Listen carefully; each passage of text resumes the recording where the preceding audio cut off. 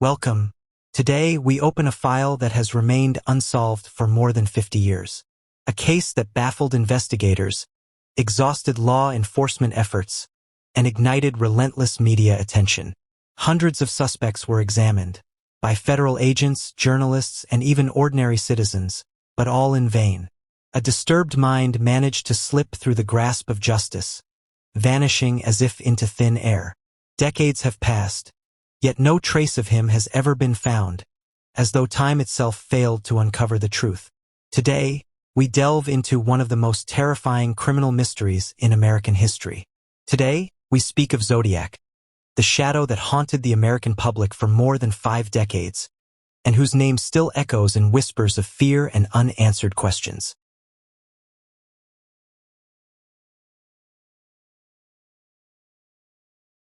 Imagine coming back with me to the late 1960s, to Northern California, a place where people did not fear the dark as much as they feared the unknown. On the night of December 20th, 1968, on a remote road near Lake Herman, David Faraday and Betty Lou Jensen were parked in their car.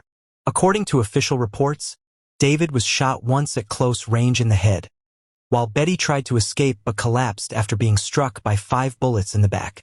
There was no message, no phone call, no symbol. Solano County Police recorded the crime, unaware that this silence was not an ending, but the opening line of a story that would soon turn into a national nightmare. 6 months later, on July 4th, 1969, a night of fireworks and celebration, Michael Mageau and Darlene Ferrin were sitting in their car near Blue Rock Springs Park. Suddenly, a man approached and fired 5 shots. Darlene was hit 4 times and died shortly after. Michael was shot in the neck and jaw, but he survived. Michael Mageau became the first living witness to a killer who still had no name. About 40 minutes later, the phone rang at the Vallejo Police Department. A calm male voice said, "I want to report a murder. If you go 1 mile east on Columbus Parkway, you will find the kids in a brown car." Then, with chilling detachment, he added, "I also killed those kids last year." The line went dead. This was no longer just a confession. It was an announcement. On July 31st, 1969, fear moved from the streets into newspaper offices. 3 letters arrived on the same day at 3 different newspapers: the San Francisco Chronicle, the San Francisco Examiner, and the Vallejo Times-Herald. Editors opened them expecting tips or hoaxes. Instead, they found the same sentence staring back at them, cold and deliberate. "This is the Zodiac speaking."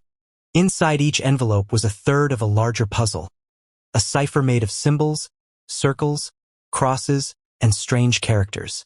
Together, they formed what would later be known as the Z408 cipher, a message of exactly 408 symbols. The killer demanded that all 3 parts be printed on the front pages, or he would go on a killing spree. For the first time, the public was not just reading about the Zodiac. They were being spoken to by him directly. The murders had a voice now, and it was encoded. Days later, on August 4th, 1969, another letter arrived at the San Francisco Examiner. The Zodiac mocked the police and confirmed the phone call. He was not hiding. He was performing. He wanted attention, and he wanted fear to spread through ink and paper. On September 27th, 1969, at Lake Berryessa, Brian Hartnell and Cecilia Shepard were relaxing by the water when a man approached them, speaking calmly, almost politely. Moments later, he attacked them with a knife. Cecilia suffered critical injuries and died 2 days later. Brian survived. Before leaving, the Zodiac walked to their car and wrote on the door, listing the dates of his previous attacks and adding this one, along with his signature symbol, the circle and cross. Brian Hartnell survived to describe the killer's voice, his composure, and his eerie control.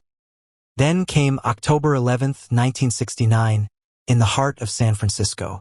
Taxi driver Paul Stein was shot once in the head at close range. This single bullet changed everything.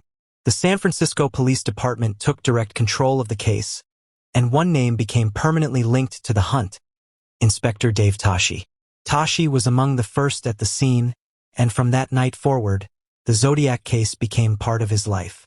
2 days later, on October 13th, 1969, a letter arrived at the San Francisco Chronicle.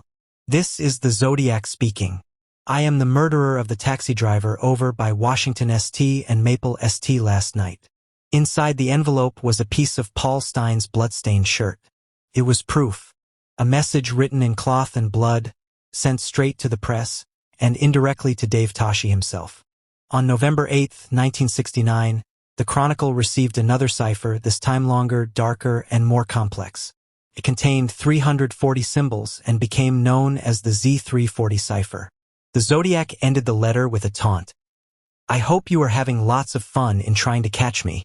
This cipher would resist decoding for decades, turning numbers and symbols into a kind of mathematical obsession for cryptographers around the world. In later letters, the Zodiac described killing as entertainment and repeated his disturbing belief that his victims would become slaves in the afterlife. The San Francisco Chronicle continued publishing the letters, and the public followed every word as if it were a message from a war front. On October 27, 1970, another chilling artifact arrived. A Halloween card was sent to Chronicle reporter Paul Avery. On it, the Zodiac wrote, "Peekaboo, you are doomed," surrounded by his symbols and the word BOO. No new murder followed. The message itself was the weapon. As the 1970s progressed under intense public pressure, Dave Toschi and his team pursued suspects.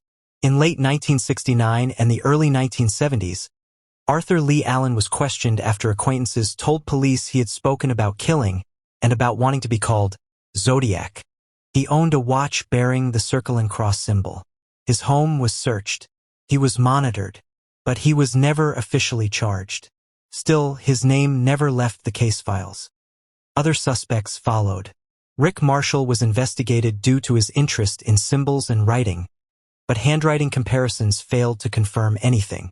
In the mid-1970s, Lawrence Kane became another person of interest, linked indirectly to one of the victims and questioned by police, yet again without definitive proof.